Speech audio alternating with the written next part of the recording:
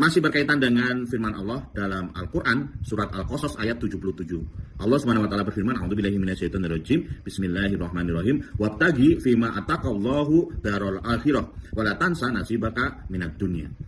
Di ayat ini kita bisa memahami bahwa tujuan akhir kita adalah darul akhirah atau kampung akhirat.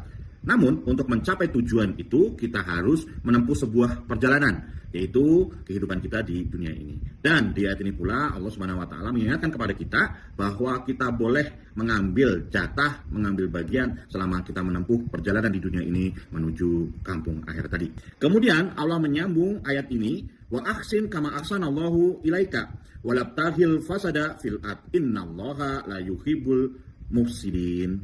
Dan berbuat baiklah sebagaimana Allah telah berbuat baik kepada kalian, dan janganlah melakukan fasad atau kerusakan di muka bumi ini, karena sesungguhnya Allah tidak menyukai orang-orang yang melakukan, yang berbuat kerusakan.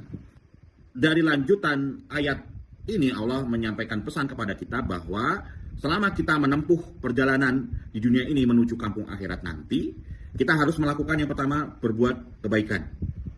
Dan yang kedua, janganlah melakukan kerusakan. Berbuat baik di sini maknanya adalah yang pertama, kita harus berbuat baik kepada Allah sebagaimana Allah telah berbuat baik kepada kita.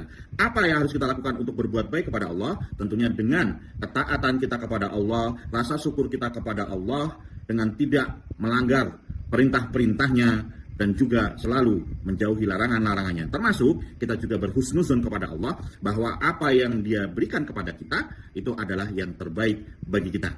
Lalu berbuat baik tidak cukup hanya kepada Allah, tetapi juga berbuat baik harus kita lakukan kepada sesama manusia dalam berinteraksi, bermuamalah. Kemudian Allah melarang kita untuk melakukan kerusakan.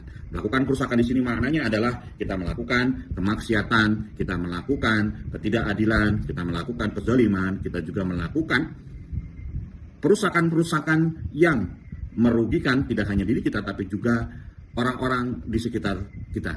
Maka jika kita ingin merangkum dari awal ayat hingga akhir ayat ini, kita bisa memahami bahwa tujuan ayat kita adalah kampung akhirat. Kemudian yang harus kita lakukan adalah melakukan perjalanan di dunia ini dengan tidak melupakan jatah-jatah kita di dunia. Dan ketika kita melakukan perjalanan di dunia ini, ketika kita mengambil jatah-jatah bagian-bagian kita di dunia ini, kita harus melakukan kebaikan-kebaikan. Kita harus taat dengan aturan-aturan yang Allah berikan kepada kita. Kita juga bisa bermuamalah dengan yang lain sesuai dengan aturan yang Allah berikan kepada kita tadi, serta kita tidak melakukan kerusakan yang kemudian bisa merugikan diri kita, merugikan orang lain di muka bumi ini.